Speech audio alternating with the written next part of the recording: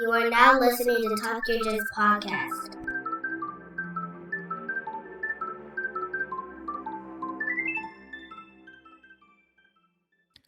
Welcome back to Talk Your Jits podcast. This podcast is, as the name implies, all about jiu-jitsu. I'm your host, Lamar Smith, and today's guest is a blue belt who trains at High Ground Jiu-Jitsu located in Greensburg, Pennsylvania. Ladies and gentlemen, Rob Copenhaver.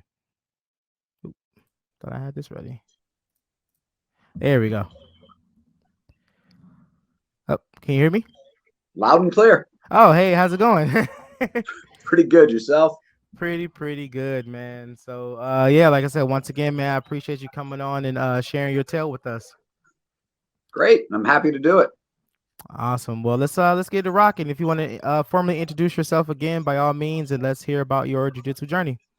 All right. Well, my name's Rob Copenhaver, and I think as you announced, I'm a blue belt at High Ground Jiu-Jitsu in Greensburg, and really, I'm just having a blast right now. So,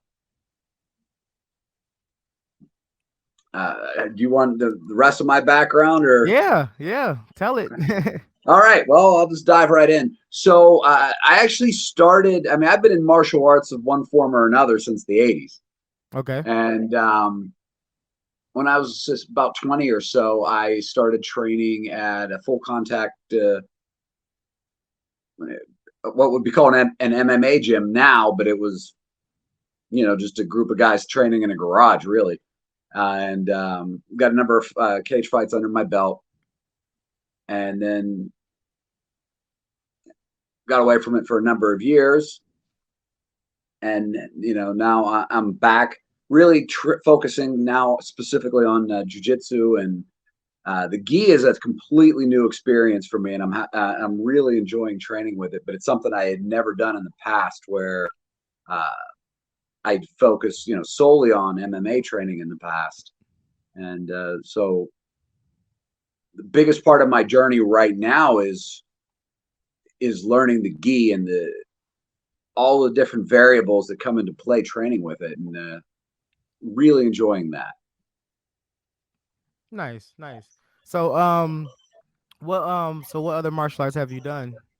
Well, I mean, I started in Tung Sudo as a child, Mm-hmm. and which is like a Korean karate, similar to Taekwondo. Okay. And I started that. I think I was 7 years old. And then, like I said, as an adult, I got into full contact. I was boxing, kickboxing, grappling. Gotcha. And so I guess you found jiu-jitsu through where you was training or what? Well, I mean,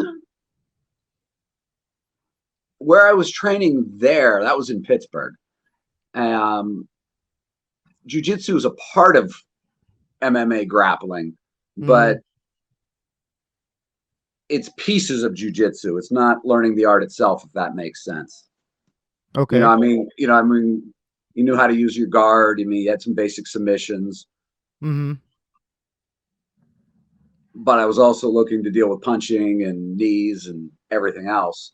And like I said, I had never trained with a gi at more than somebody throwing a gi at me every once in a blue moon saying, "Put this on." And let's see, I guess I started at High Ground last November, not a few months ago, like a little over a year ago. Okay. And obviously I bought a gi then, and started working on those differences, and hoping to do my first jiu-jitsu competition this spring. I haven't picked one for sure, but several are coming up. So. Gotcha. And you said this will be your first competition in jiu-jitsu? In jiu-jitsu. I've done a couple grappling things, but I mean, in terms of, again, competing in a gi, that'll be a first. Gotcha.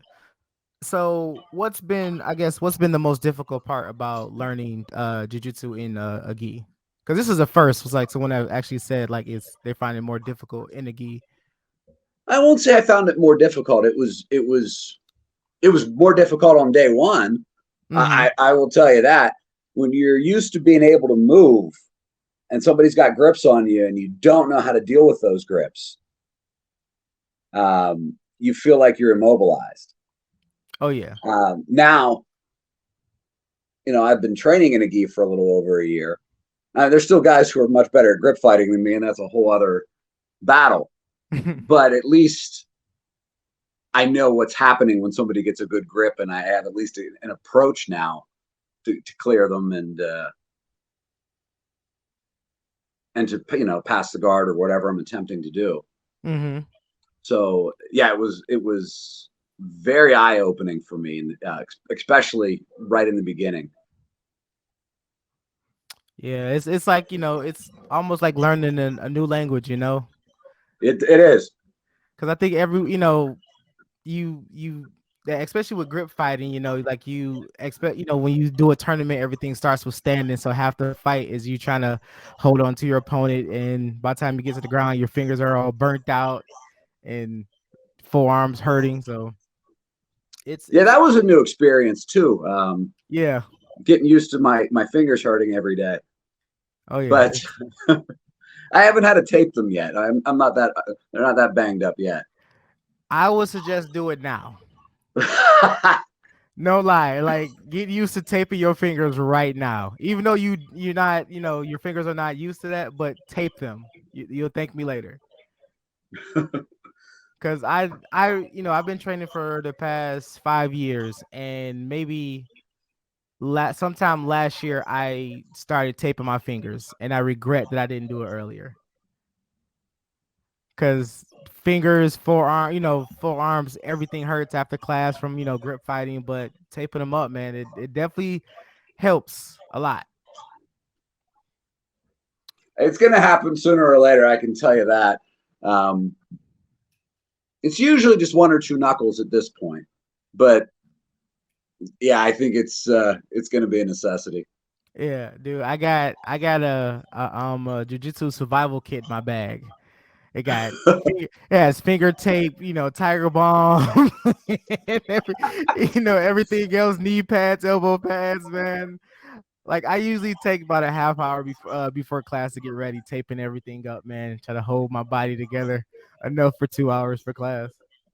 Well, I'm not there yet, but Hey, like I said, man, you gotta get ahead of it. Gotta to save yourself some pain, man. Gotta get ahead of it for I do sure. a lot of mobility work on my own to keep my body moving, and Oh, okay. that helps. Gotcha.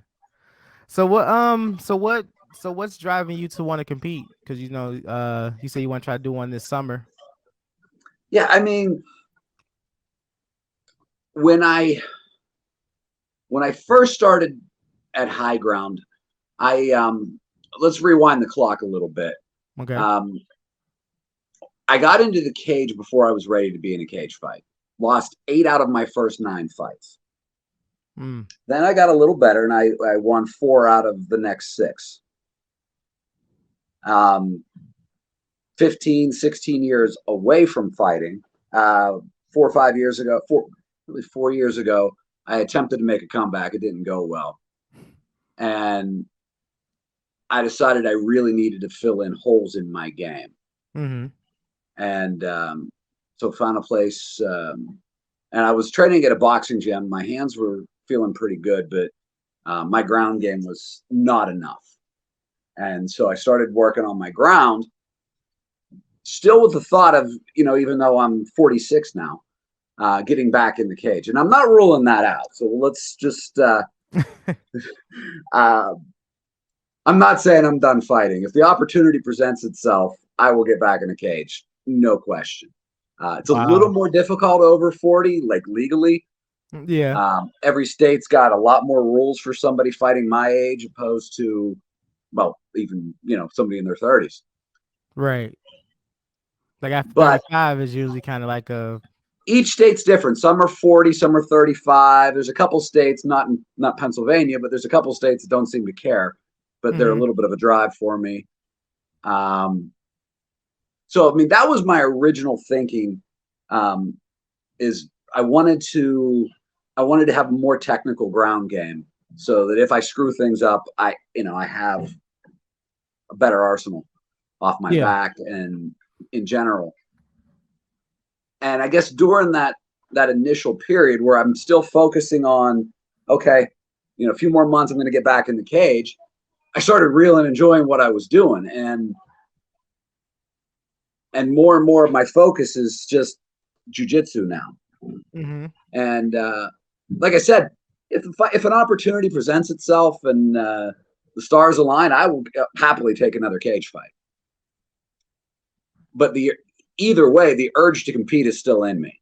Mm-hmm. So, and I'm sorry about the noise. My 7-year-old is in the other room making a lot of noise. I don't know if you can hear that. Yeah, I'm like, oh, did somebody fall?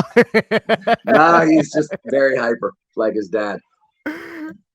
But so I mean,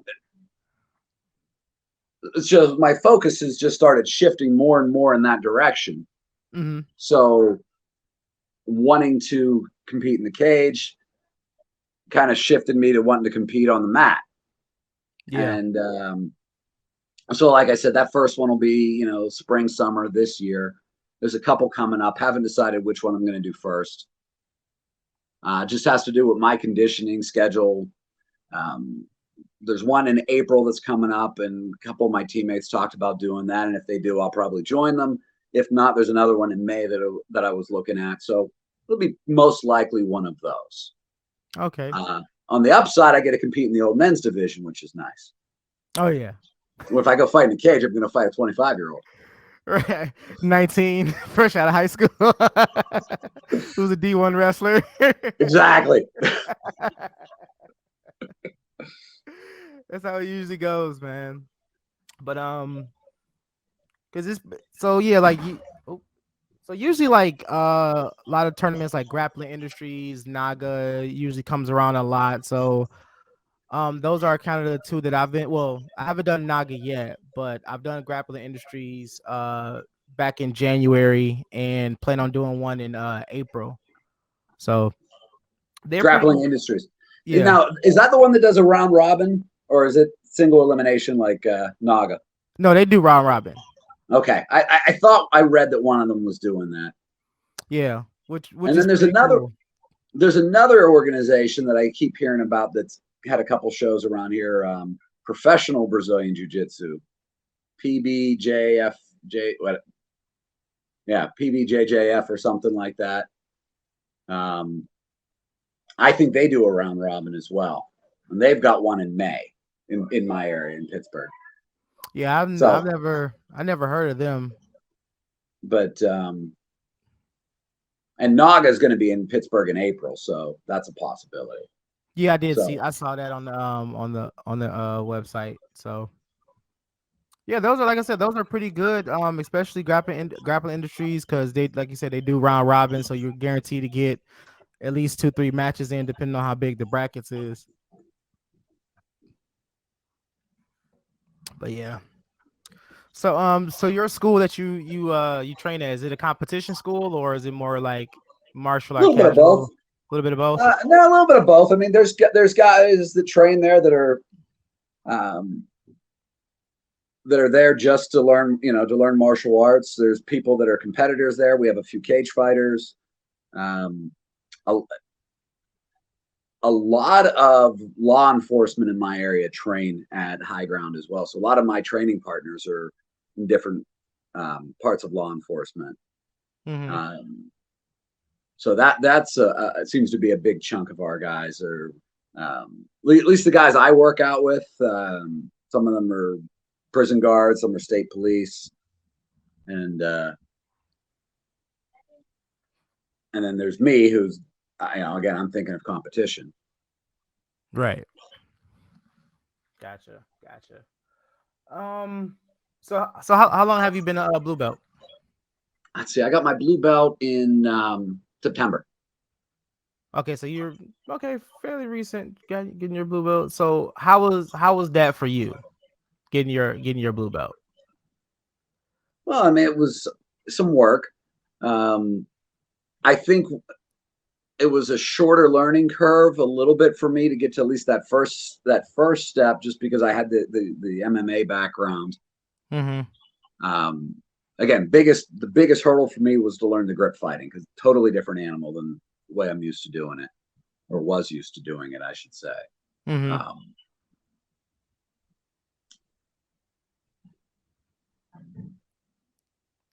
And like we have such a good group of people to work with. We have so many talented people that I get to train with on a regular basis there, that I think it made that part of the process a little easier, because there were some just really good guys to work with. And yeah, then I went in the one day, nothing formal. The owner of the school called me aside at the end of class, and I left a blue belt. Oh wow! Just here you go, huh? Yeah, I mean, he announced it and said a couple nice things, but it wasn't no formal testing. Just he thought it was time, and I mean, I had gotten my stripes on my white belt up until that point. But it still catches you by surprise when they call you up and say, "Now." Yeah, we like with stripes, we don't like, he doesn't announce it. Well, we get stripes, like if beginner in the class, but like we usually test for belts. So it's interesting to hear people like, how they go by doing it. Some people just get it during class, after class, or like our school, we test for ours. So it's pretty cool to hear. Yeah, it seems to be a little bit of variety there, and each instructor has a different approach. Right. I mean, hey, your coach knows best. If he feels like you're ready, then you're ready, right? Yeah, exactly. I trust his judgment more than mine at this point. So I know, right? Yeah, he's been doing it a lot longer, so definitely trust a coach's judgment. So who is your instructor? So there's Tommy Costa, who owns High Ground. And then I train mostly in the middle of the day, so I actually don't see him very often. Okay. And there's another black belt. There's a few black belts at our gym, but Rick Stevie, I see him more than the other black belts, because he's there during the day. And we have a good group of guys that train at noon. And I take time off from work and I go train. And so he's more to my day-to-day instructor. Gotcha. So more due to when I'm there. You said what? Specifically because that's when I'm there and that's when he's there. And, right. But everybody there has been a huge help to me. It's been awesome. That's good, man. That's good, because I find more important than anything else is having that strong team that you can depend on to help you, grow in this sport that we all love. So awesome to hear. What else? What else can I think of? I had a question and I just drew a blank that fast. I've done that. So, I guess if you notice, like, how has like jiu-jitsu helped you like along in your personal life, like your everyday life? Well, I said that I've been a martial artist in one form or another since the 80s. And so this is just another piece of that. And it's a big piece of that for me. I don't know who I am without martial arts. And that's just part of who I am now. It's always been. So, I can't say that starting jiu-jitsu more formally, a little over a year ago, changed my life in a big way, because I've always been involved in some aspect.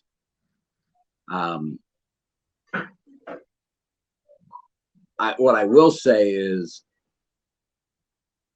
I haven't given like 100% focus to any one discipline since I was a child, though.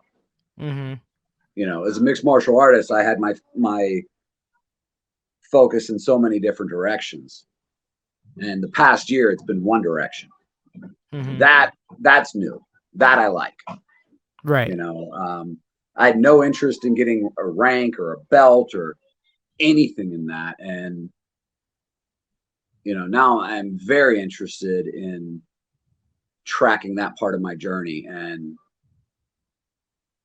working my way up, Mm-hmm. where it was something I had no interest in even a few years ago. Yeah.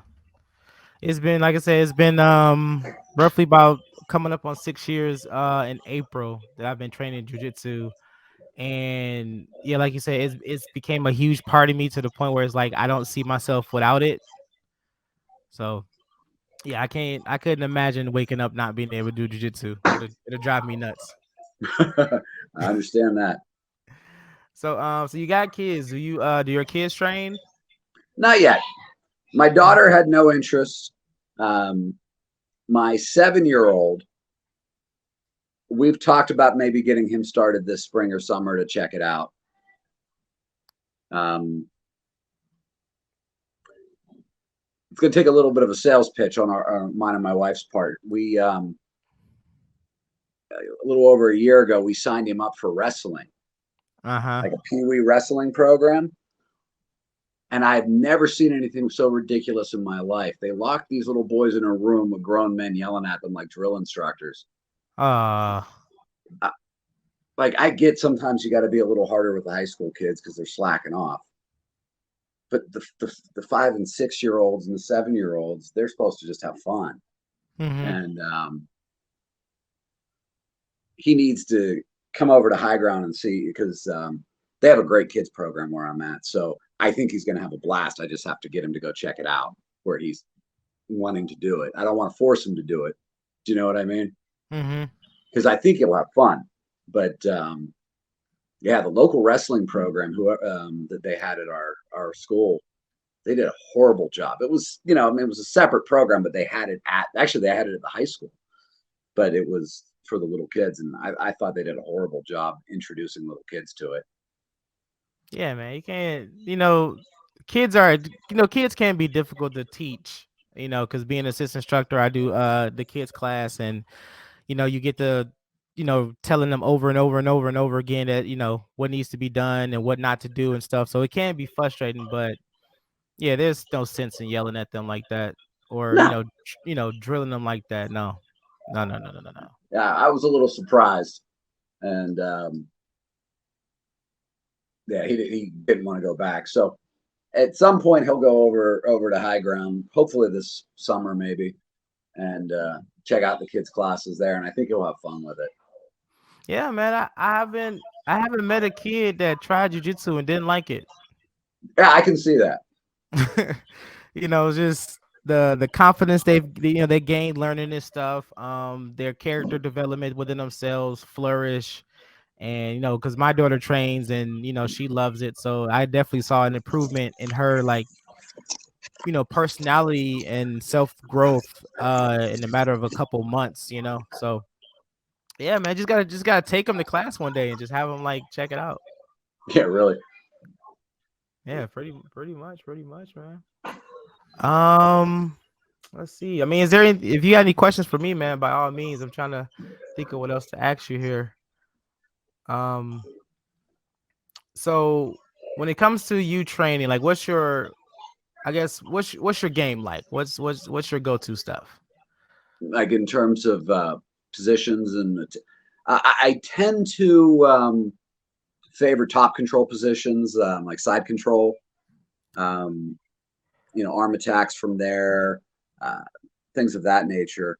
I've been trying to improve my bottom game substantially. I've been several weeks. I've been really, really working my half guard, different Mm-hmm. sweeps from there, all with the thought of getting back to side control, to be honest. But you know, I had a closed guard before I started, into more traditional jujitsu, again from MMA. But the massive amount of varieties of guard that I've been introduced to since using the gi is just incredible. Oh And yeah. even half guard, which I was familiar with, obviously, but for me, half guard was, okay, I screwed up. I got to grab a leg and then try to work back to full guard and then try to get back on top, from an MMA perspective. Because most MMA fighters aren't going to hang out in half guard. No. Right. But I found I really like the position. And I've been drilling the different sweeps and actually starting to catch a few of them rolling. Mm-hmm. So that's like my current focus is improving that half guard and trying to make that a weapon. Yeah, I like playing bottom half. It's starting to grow on me because I never realized how many so many variables that's there when you're playing bottom half. So because how tall are you? Because you like a fairly you look tall. I know you're sitting down, but I'm like 5'9" and some change. okay, so we're about the same height then. Because I was like, say you look a little tall, so. But I guess this is because you're sitting down. Yeah, probably camera angle or whatever. But yeah, so 5'9", floating around 200, and I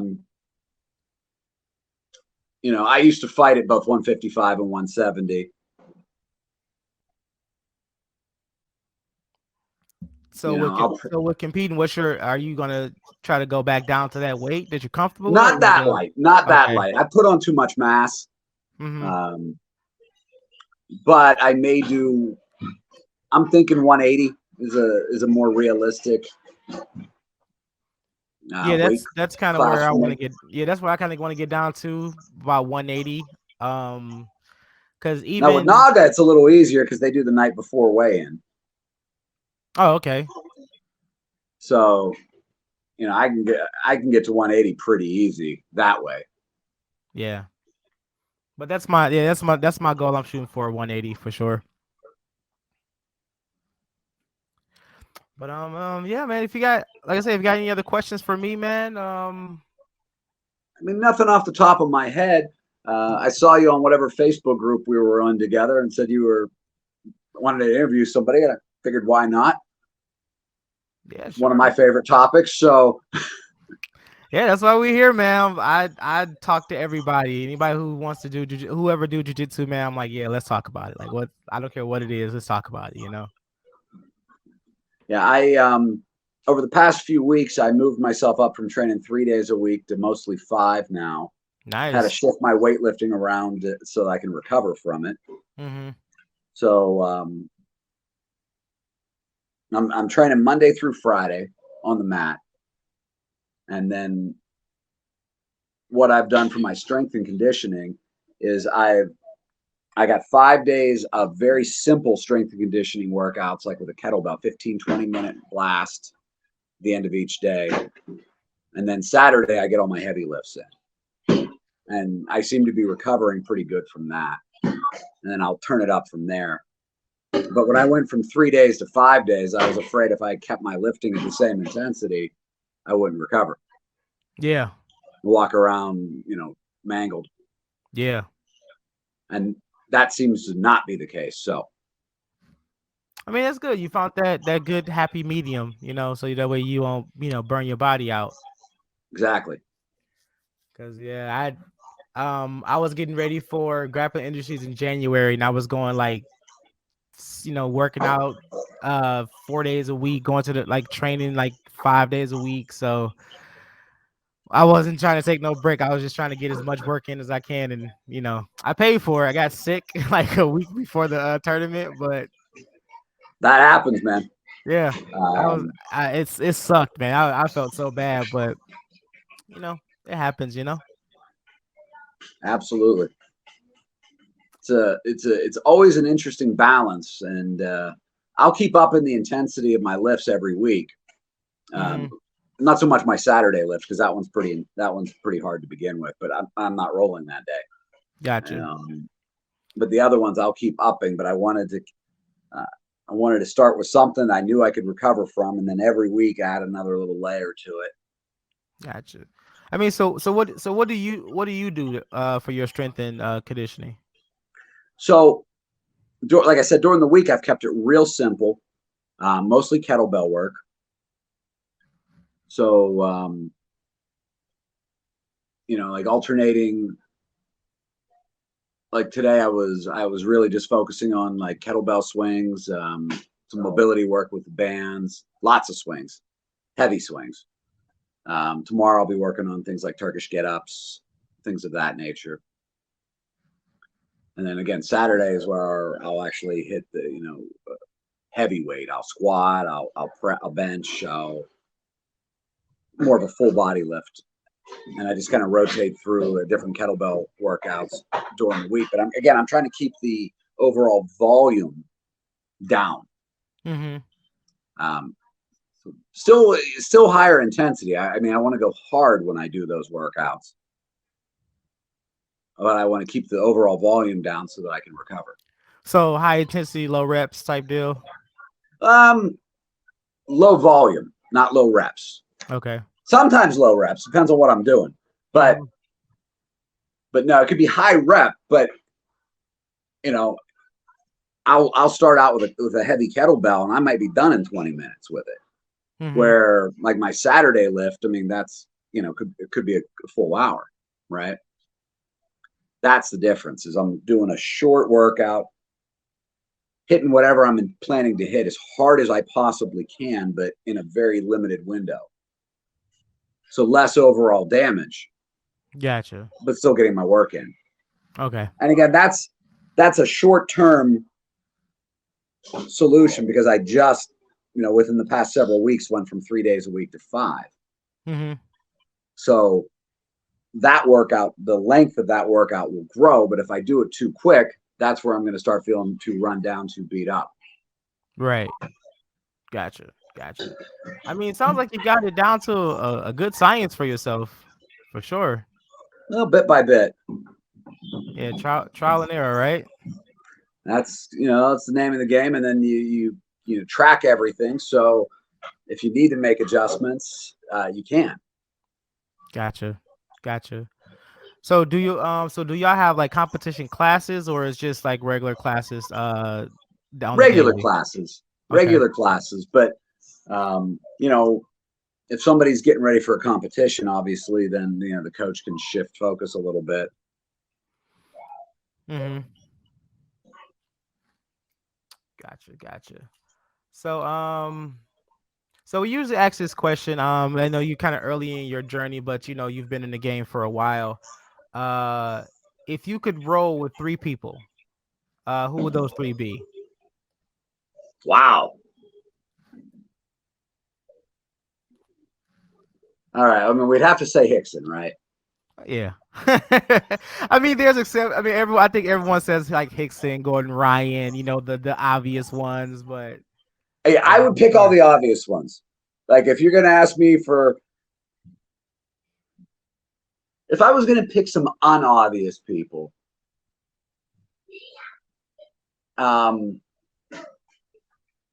still Hickson. Hickson has to be on the list. Mm-hmm. I'm a big fan of that Jitsu guy out in Kentucky. Yeah. I was just I just messaged him the other day about being on the show. I can't remember his name. Nick something, but he goes by Chewy. Yeah. I would love to roll with him. I'd love to pick his brain. He's got a whole half guard program that he's teaching people. I think it'd be really cool to work with him. Who's the other guy? That's Tom DeBlas. And I think he was another guy that had a really well-known half guard. Again, my thoughts are so focused right now. I need to get a better half guard, and everything. So much of what I'm thinking is on improving that. So you're asking me if I could roll with anybody outside of the obvious people, right? I mean, that's cool to try to find, to pick the people that you're trying to develop your game. Yeah. If I could emulate and learn from people who are better. I mean, granted, any black belt's going to be significantly better at half guard than me. Right. I mean, night and day, right? Right. Anybody a little further down the journey than I am is going to be able to give me some insight. But if you asked a question, if I could roll with anybody, and again, setting aside the obvious ones, it would be somebody who could help me improve what I'm working on right now and somebody who's known for it, because I think that'd be really cool. Yeah. Yeah. I got you. But no, those three names, man, are obviously the best of the best. They know what they are capable of, and yeah, I've watched a couple of Chewy videos. There's another guy. He's from 10th Planet. Brandon. Um, I can't remember his last name for the life of me. But yeah, he's a 10th Planet black belt, and he has a very cool bottom half like butterfly series that he's taught. He has a couple others too, but I've been definitely watching a lot of his work closely as well. I'll have to try to see if I can figure out who you mean. Yeah, Do a little. I'll send you his YouTube page for Thank sure, you. because Appreciate that. I can't believe I'm looking right at his face and I see it, but I want to say it's like Montgomery or McCormick or McCord or something like that. But yeah, I may know who you mean. Yeah, I'm like, damn, it's like I'm looking, like I said, I'm looking right at him, but I just can't remember his name right now. It sounds familiar, so I think I know who you mean. Yeah, but like I said, I'll send it to you because my mind is just mush right now. But yeah, man, if there's anything else you got going on, man, if you want to shout out your school, I know you said you're going to compete in later on in the year, but if you got anything else, man, the floor is all yours. Nothing else I can think of. I already talked about how much I like high grounds, so right. Well, definitely shout out to High Grounds, right? Yep, High Ground, and both in Greensburg, Pennsylvania, and then he's got another one near Monroeville, Pennsylvania, which is less than an hour apart, same general area. Gotcha. Well, both east of Pittsburgh. Two definitely schools that to check out in Pennsylvania. So if you are in that area, definitely go check them out and tell them Talk Your Jits podcast and Rob sent you. Cool. All right. And yeah, that's the end of today's episode. I would like to thank Rob one more time for coming on and sharing his tales and experiences with us. Please go and follow our Facebook, Instagram, and YouTube page to stay up to date on all future episodes. This has been Talk Your Jits podcast. Keep rolling, keep grinding, and remember, long live Jiu-Jitsu. Have a great day.